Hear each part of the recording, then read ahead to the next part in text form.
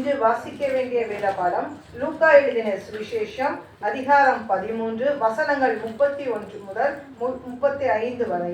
லூக்கா எழுதின சுவிசேஷம் 13ஆம் அதிகாரம் 31ஆம் வசனம் முதல். அந்நாளிலே சில பரிசேயர் அவரிடத்தில் வந்து, நீ இவ்விடத்தை விட்டு போய்விடும், ஏரோது உம்மை கொலை செய்ய மனதாய் இருக்கிறான் என்றார்கள். அதற்கு அவர், நான் இன்றைக்கும் நாளைக்கும் பிசாசுகளை துரத்தி வியாதி உள்ளவர்களை சொஸ்தமாக்கி 3ஆம் நாள் நிறைவடைவேன். இன்றைக்கும் நாளைக்கும் மறுநாளைக்கும் நான் நடமாட வேண்டும். எருசலேமுக்கு புறம்பே ஒரு தீர்க்கதரிசியும் மடிந்து போகிறதில்லை என்று நான் சொன்னதாக நீங்கள் போய் அந்த நரிக்கு சொல்லுங்கள்.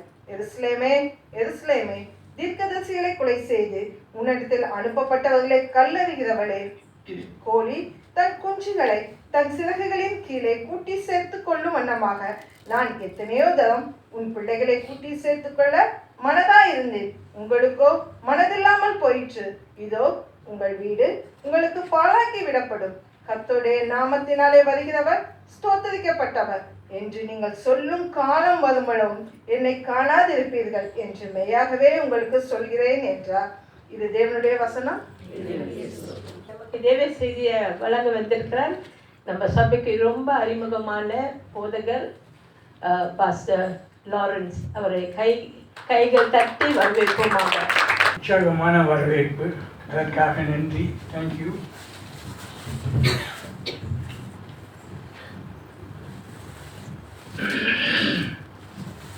அருமையான பாஸ்டர் இஸ்ரேல் அவர்களுக்கும் மனைவியார் லீடர்ஸ்க்கும் சபை மக்களுக்கும் நான் நன்றி கூறக்கூடியவனாக இருக்கிறேன். மறுபடியும் உங்களுடைய மத்தியிலே தேவனுடைய செய்தியை கொண்டு வர கர்த்தர் கிருபை செய்ததற்காக நான் கர்த்தரை ஸ்தோத்தரிக்கிறேன். இங்கே இந்த படத்தை பார்த்தீங்கன்னா ரொம்ப அழகான ஒரு படம். இது எருசலேம் தேவாலயம் அங்கே இருக்கிறது. ஆனால் இப்போது வேறு முஸ்லீம் கரங்களில் இருக்கிறது. இதுதான் அந்த எருசலேம் அந்த இடம் என்று நாம் கவனிக்கிறோம். சரி, செய்திக்கு முன்பாக நாம் ஜெபம் செய்வோமாக. நல்ல ஆண்டவரே, என் வாயின் வார்த்தையும் என் இருதயத்தின் தியானமும் உம்முடைய சமூகத்திலே பிரீதியாக இருப்பதாக. பிதா, குமாரன், பரிசுத்த ஆவியின் நாமத்தினாலே ஆமென். நாம் இந்த லூக்கா 13வது அதிகாரம் 31லிருந்து 35 வரைக்கும் வாசிக்க கேட்ட மாதிரிலிருந்து சில காரியங்கள் இந்த காலை வேளையிலும் கூட நாம் தெரிந்து கொள்வோமாக. இதற்கு ஒரு தலைப்பு ஒன்று கொடுத்திருக்கிறேன். I've given a title to this portion, The Compassionate Heart of Christ. The Compassionate Heart of Christ. தமிழிலே கிறிஸ்துவின் இரக்க இருதயம்னு சொல்லி, அவருடைய இரக்க இருதயம் அப்படின்னு சொல்லி ஒரு தலைப்பு கொடுத்திருக்கிறேன். இந்த படித்த பகுதியிலே 2 பிராணிகளை குறித்து சொல்லப்பட்டிருக்கிறது. We see 2 things are mentioned in these few verses. ஒன்று, நரின்னு சொன்ன ஒரு வார்த்தை இருக்கு, ஃபாக்ஸ் அப்படின்னு சொன்ன ஒரு வார்த்தை இருக்கிறது. இயேசு கிறிஸ்து ஒருவரை பார்த்து யார் ஃபாக்ஸ்ன்னு சொல்றாரு, நரியே அப்படிங்கிறாரு, நரி பயலேன்னு சொல்ற மாதிரி இயேசு சொல்றாரு. யாரை பார்த்து சொல்றாருன்னா, சாதாரண மனுஷனை பார்த்து சொல்ல. இவர் ஒரு ராஜா, இவர் ஏரோது ராஜா.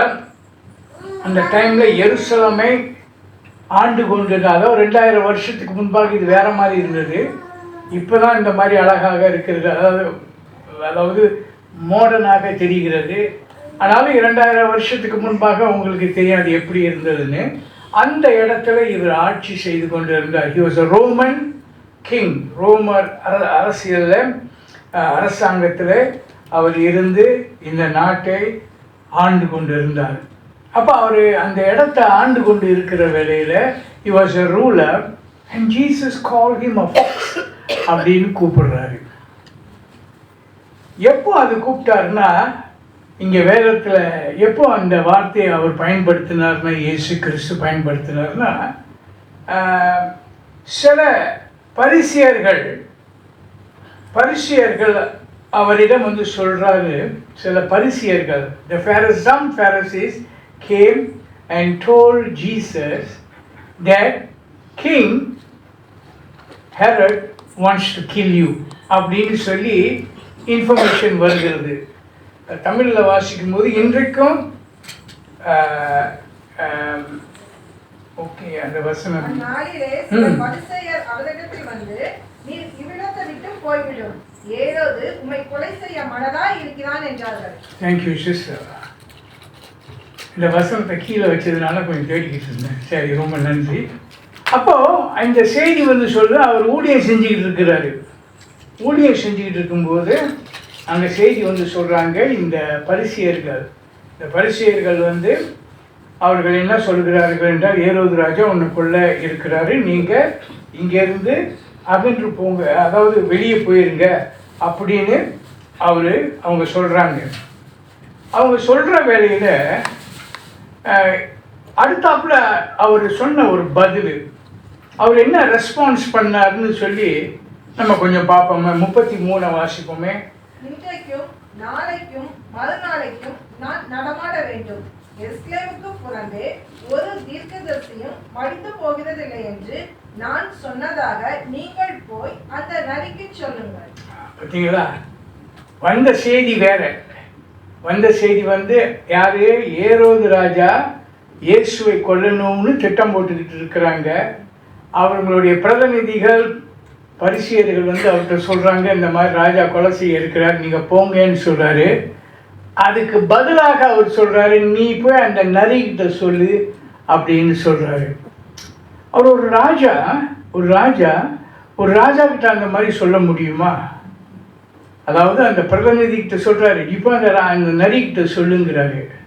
அப்போ இதை நம்ம கேட்கும்போது அது ஏன் அப்படி சொன்னான்னு கொஞ்சம் நம்ம பார்ப்போமே.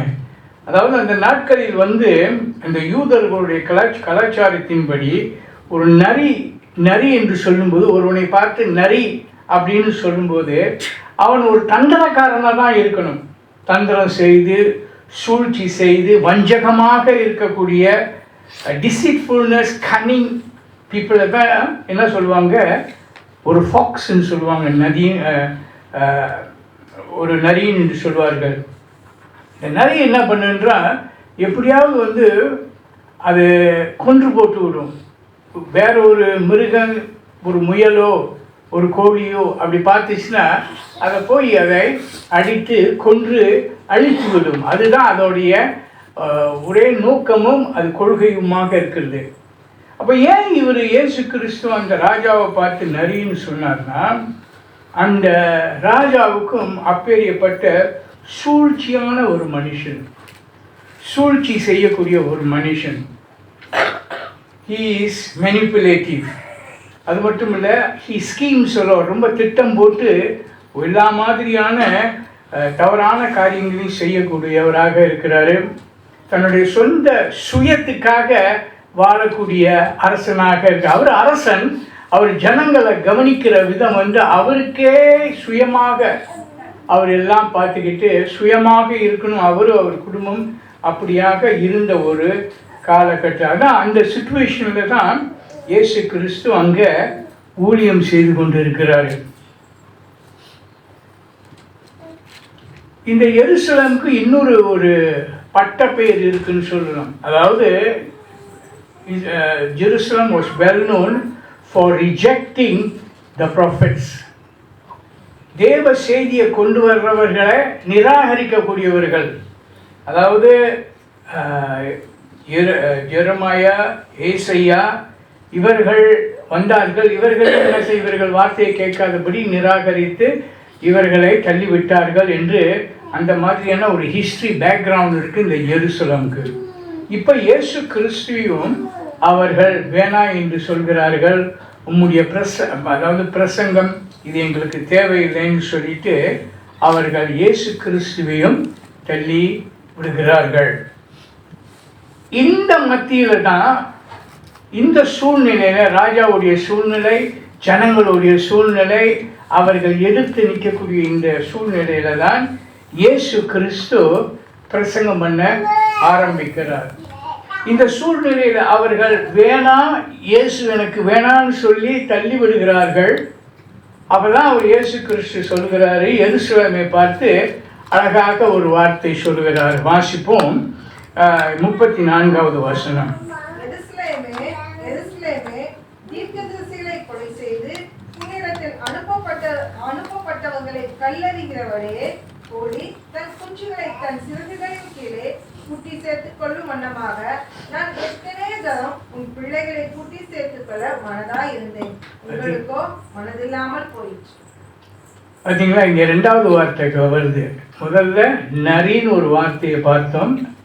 இப்போ கோழி, ஒரு தாய் கோழியை பற்றி அவர் சொல்றாரு. நரியை யாரை குறித்து சொன்னாரு? அந்த ஹேரோத ராஜா. கோழி யாரை குறித்து சொல்ற? அவரை குறித்து சொல்றாரு. கோழி, தாய் கோழி, நான் ஒரு தாய் கோழியை போலன்னு சொல்லி அவரு இங்க சொல்றதை நாம் பார்க்கின்றோம். அப்போ ஏன் இயேசு கிறிஸ்து தன்னை தாய் கோழி என்று சொன்னார்? why did Jesus say I'm the mother hen அப்படின்னு சொல்றாருன்னா, அங்கே சில காரியங்கள் இருக்கு. இந்த கோழி இருக்குல்ல, இந்த கோழி தன்னுடைய குஞ்சுகளை தன்னுடைய ரெக்கைக்குள்ள மறைத்து பாதுகாத்து கொள்ளும்.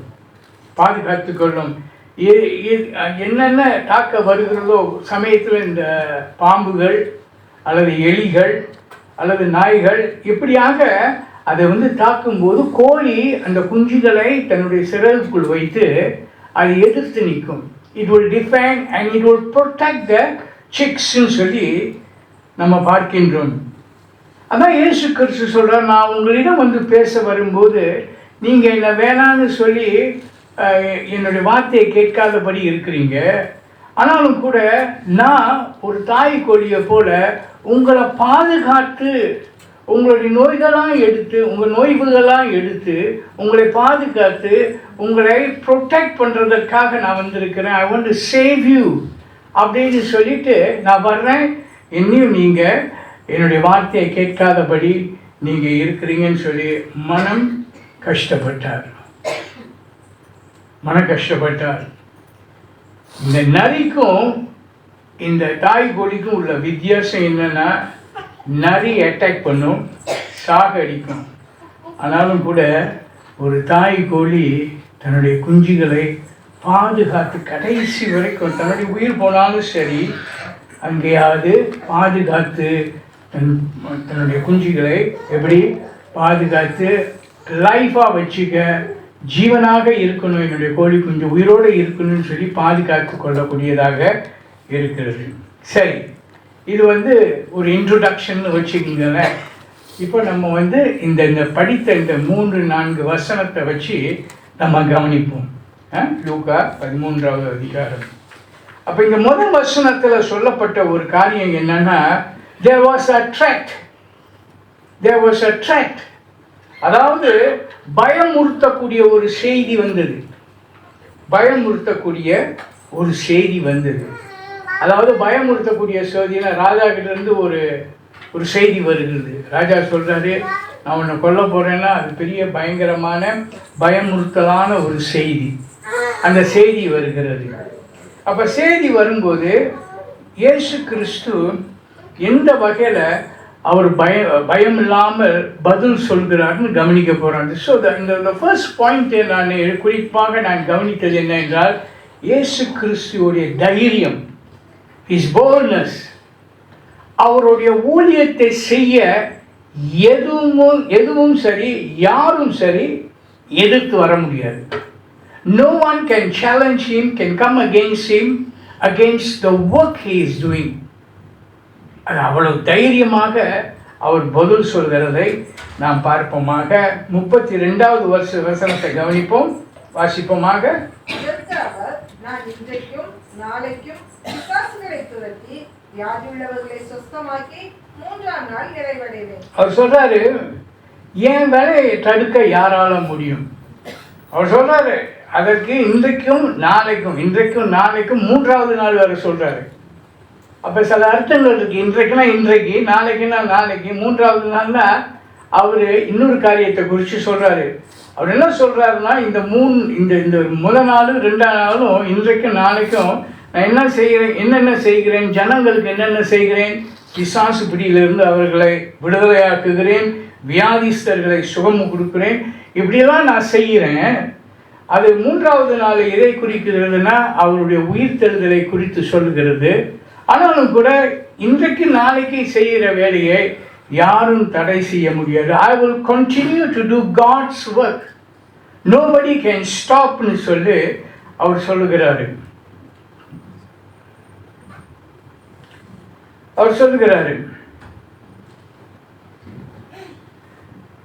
ஒரு காரியத்தை நாம் பார்க்கின்றோம். நமக்கும் இந்த அழைப்பு உண்டு. இயேசு கிறிஸ்துவை பற்றி சொல்லுவதற்கு தடை இருக்கிறது. ஆனால் யாருமே ஒரு கண்ட்ரோலாக ஒரு பயமுறுத்தி நான் உங்களெல்லாம் கொண்டு போட்டுவேன், இயேசுவை பற்றி பேசுவேன். சிங்கப்பூரில் அந்த மாதிரி கிடையாது. There is a track. எப்படின்னா அது ட்ராக்னு கூட நான் சொல்ல மாட்டேன்.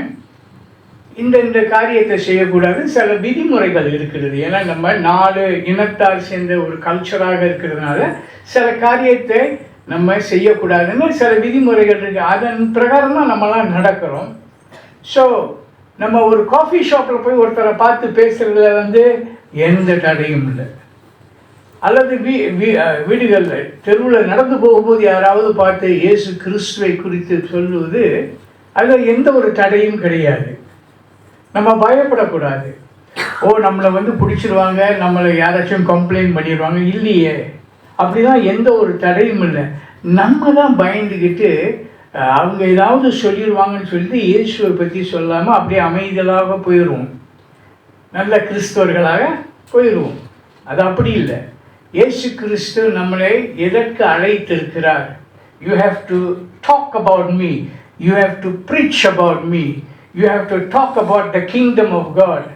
அதுக்கு தான் அவர் வந்தார். அப்போது நமக்கும் ஊழியம் இருக்கிறது, பயமுறுத்தலும் இருக்கிறது.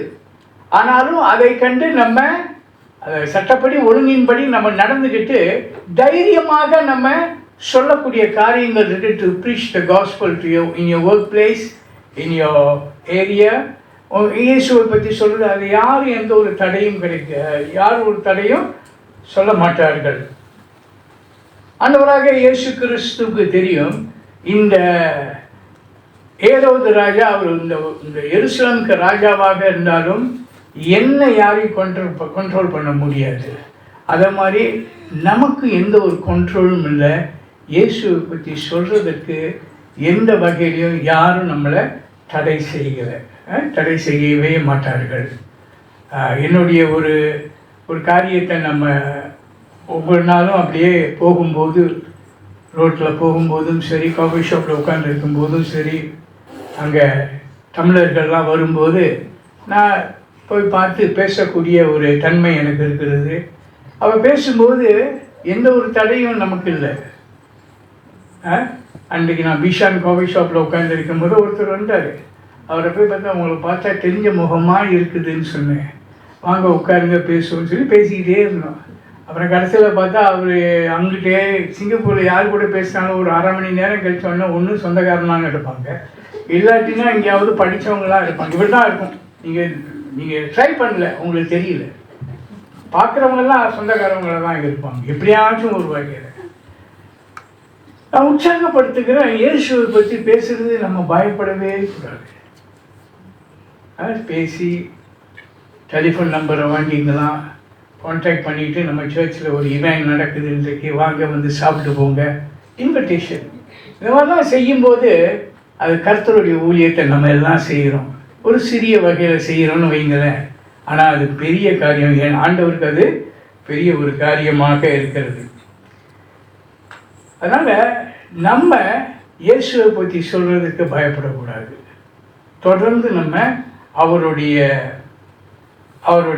காரியத்தை குறித்து சொல்லணும், அவரை பற்றி நமக்கு பேசணும். வீட்டில் கூட நம்ம சாட்சிகளாக இருந்து தேவனை அறியாதவர்களோடு கூட நம்ம பேசணும். இயேசுவை பற்றி பேசுகிறதுக்கு ஒரு சந்தோஷமாக இருக்கணும். அது ஒரு பெரிய ஒரு கஷ்டமான ஒரு காரியம் இல்லை. அவர் குணமாக்கக்கூடியவர், அவர் பாதுகாக்கக்கூடியவர், அவர் உனக்கு சுகம் கொடுத்து உன்னை அருமையான வழியில் நடத்தக்கூடியவர்னு சொல்லும்போது அதுக்கு பயப்படவே கூடாது, சந்தோஷமாக நம்ம இருக்கணும். அப்போ முதல் காரியம் நம்ம பார்த்தது முதல் பாயிண்ட் நான் சொன்னது என்னென்னா, he's courage to preach the gospel.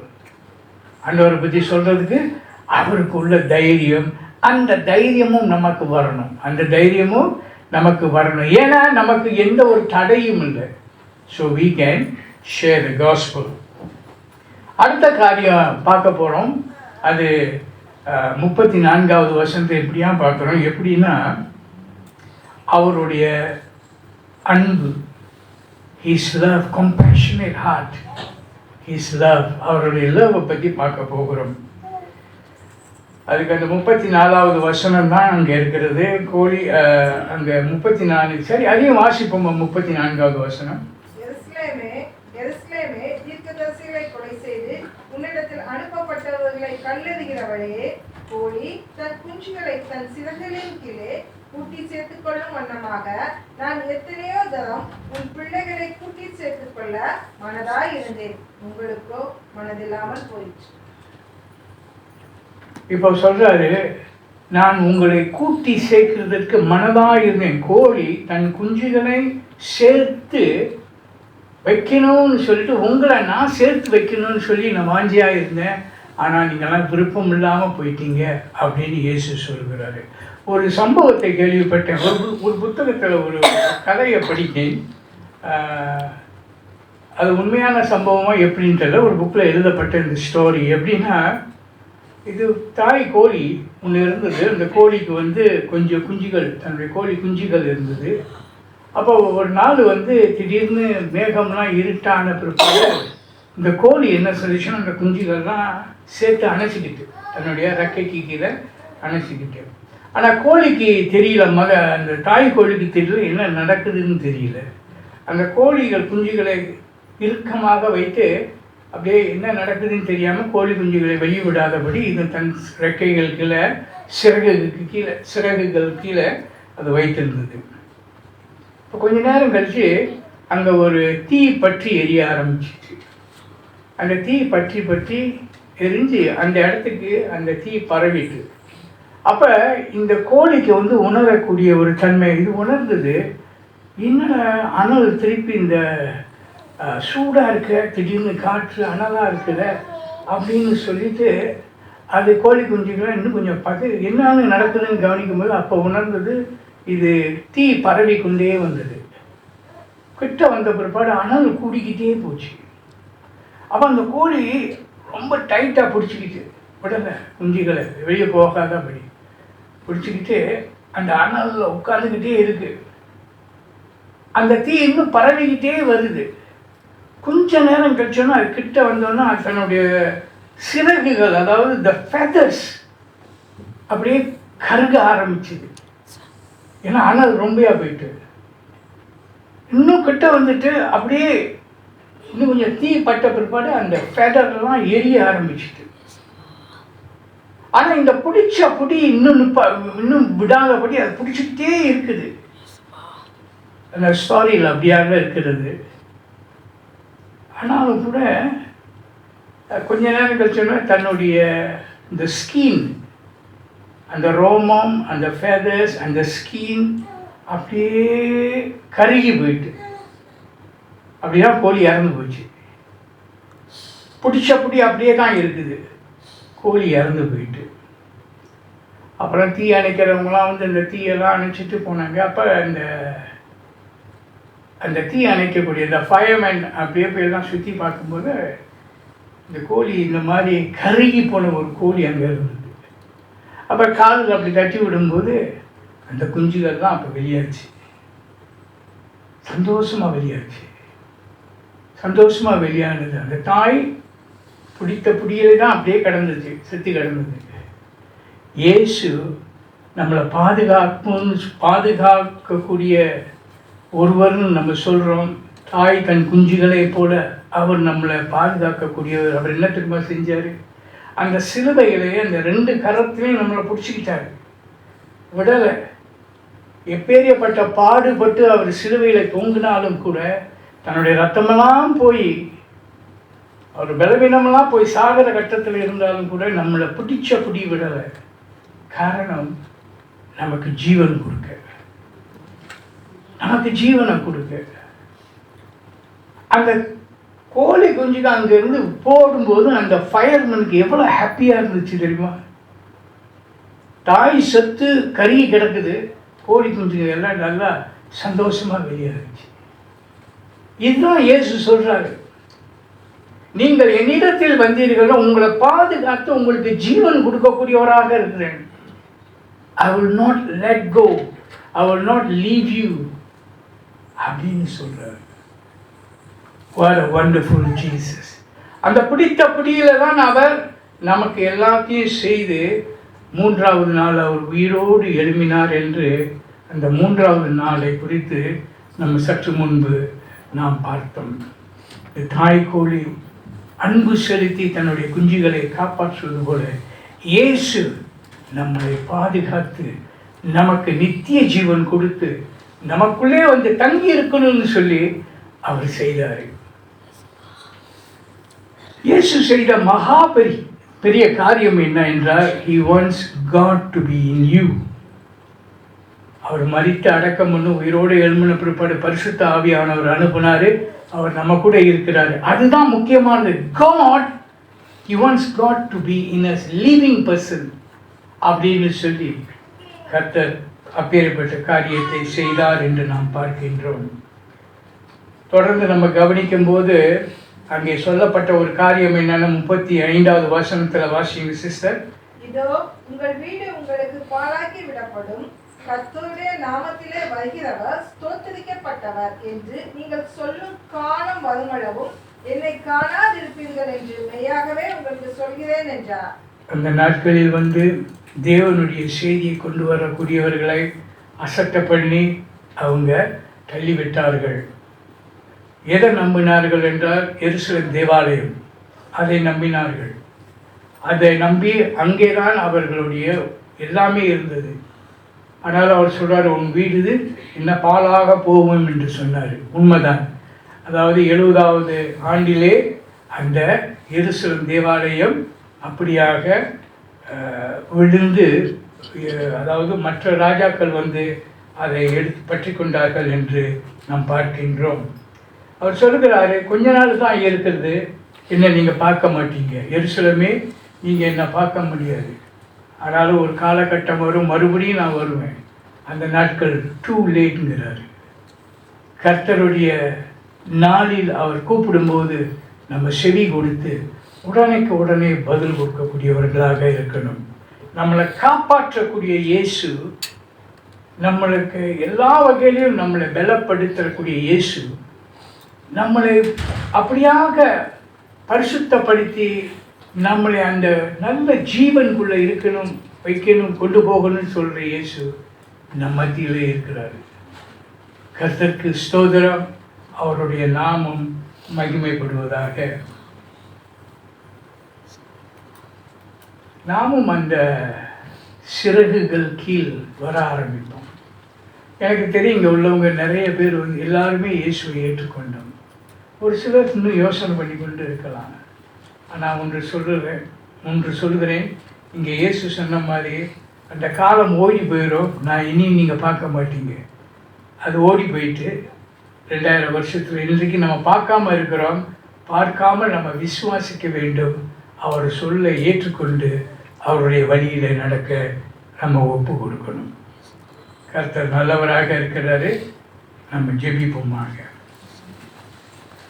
கிருபை உள்ள நல்ல ஆண்டவரே, நீர் சிலுவையிலே எங்களுக்காக பாடுபட்டு இந்த உபவாச நாட்களில் உம்முடைய பாடுகளை குறித்து நாங்கள் சிந்தித்து கொண்டும் உம்முடைய வசனத்தை தியானித்து கொண்டும் உம்முடைய வழியிலே பரிசுத்தமாக நடக்கணும் என்று ஆண்டவரே நாங்கள் இருக்கும் இந்த காலகட்டத்தில் கூட உம்முடைய கிருபையை குறித்தும் உம்முடைய அன்பை குறித்தும் எங்களுக்கு வெளிப்படுத்தினீர். அதற்காக நன்றி கூறுகிறோம். நாம் தொடர்ந்து உம்முடைய கரத்தை பிடித்து கொண்டு உம்மோடு இருக்க எங்களை வழிநடத்தும். இன்னுமாக சந்தேகத்தோடு இருக்கக்கூடியவர்களை ஆண்டவரை சந்தேகத்தை தீர்த்து உம்மண்டை இழுத்து கொண்டு வரும்படி கர்த்தராகிய இயேசுவின் நாமத்தில் நாங்கள் ஜெபிக்கிறோம். ஆசீர்வதியும். ஆமென்.